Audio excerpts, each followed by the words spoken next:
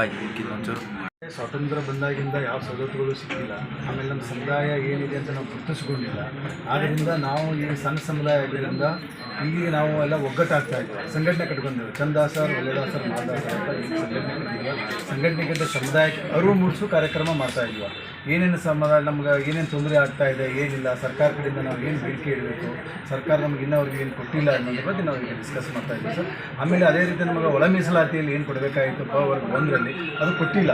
ಅದಕ್ಕಾಗಿ ಮುಂದಿನ ನಡೆ ಏನು ನಾವು ಏನು ಮಾಡಬೇಕಾಗತ್ತೆ ಅದಕ್ಕಂತ ಅದೇ ಸಮುದಾಯದವರೆಲ್ಲ ಸೇರಿ ಒಂದು ಚಿಂತನಾ ಕಾರ್ಯಕ್ರಮ ಮಾಡ್ತೀವಿ ಸರ್. 1% ನಾಗಮೋಹನದಾಸ ವರದಿ ಆಗಲಿ, ಇನ್ನೊಂದು ವರದಿ ಆಗಲಿ, ವರ್ಗ 1 ಯಾರಿಗೆ ಏನು ಸಿಕ್ಕಿಲ್ಲ ಅವರಿಗೆ ಮೊದಲ ಆದ್ಯತೆ ಕೊಡಬೇಕು ಅನ್ನೋದು ಒಂದು ಸುಪ್ರೀಂ ಕೋರ್ಟ್ ಆದೇಶ ಇತ್ತು.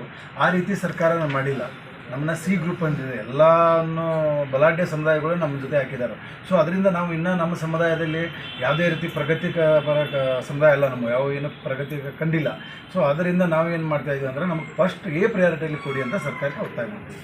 ಓಕೆ, 1% ಮೀಸಲಾತಿಯನ್ನು ನಿಗದಿ ಮಾಡಬೇಕನ್ನುವಂಥ ಶಿಫಾರಸನ್ನು ಕೊಡಲಾಗಿತ್ತು. ಆದರೆ ಈಗ ಅದು ಸಂಪೂರ್ಣವಾಗಿ ಇನ್ನೂ ಸಾಕಾರಗೊಂಡಿಲ್ಲ.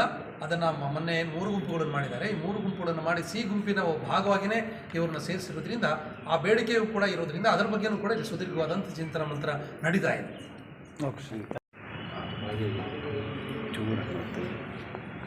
ಕರ್ನಾಟಕ ರಾಜ್ಯ ಪರಿಶಿಷ್ಟ ಜಾತಿ ಚಂದದಾಸರು, ಮಾಲದಾಸರು, ಹೊಲೆದಾಸರು ಹೀಗೆ ವಿವಿಧ ಹೆಸರುಗಳಲ್ಲಿ ಕರೆಸಿಕೊಳ್ಳುವಂಥ ಈ ಸಮುದಾಯ ಕರ್ನಾಟಕದ ಭಾಳ ಪರಿಶಿಷ್ಟ ಜಾತಿಯಲ್ಲಿ ಭಾಳ ಸೂಕ್ಷ್ಮ ಸಮುದಾಯ ಹೌದು, ಅಲೆಮಾರಿ ಸಮುದಾಯ ಹೌದು, ಬಡತನದಿಂದ ನರಳುತ್ತಾ ಇರುವಂಥ ಸಮುದಾಯ ಹೌದು.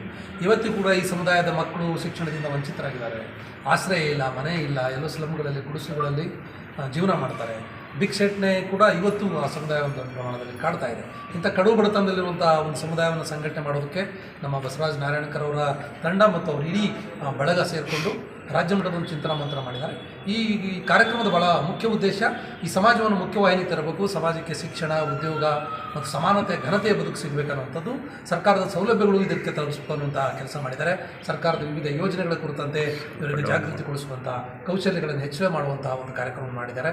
ರಾಜ್ಯದ ಎಲ್ಲ ಜಿಲ್ಲೆಗಳಿಂದ ಪದಾಧಿಕಾರಿಗಳು ಒಂದು ಚಿಂತನೆ ಮಾಡಿದ್ದಾರೆ. ಇವತ್ತು ಚಿಂತನೆ ಆಗಿರುವಂಥ ವಿಚಾರಗಳನ್ನು ಒಂದು ಡ್ರಾಫ್ಟನ್ನು ಮಾಡಿ ಆ ಡ್ರಾಫ್ಟನ್ನು ಮಾನ್ಯ ಸರ್ಕಾರಕ್ಕೆ, ಮಾನ್ಯ ಸಮಾಜ ಕಲ್ಯಾಣ ಸಚಿವರಿಗೆ, ಮಾನ್ಯ ಮುಖ್ಯಮಂತ್ರಿಗಳಿಗೆ ಸಲ್ಲಿಸುವಂಥ ಒಂದು ನಿರ್ಧಾರವನ್ನು ಇವತ್ತು ಮಾಡಿದ್ದಾರೆ.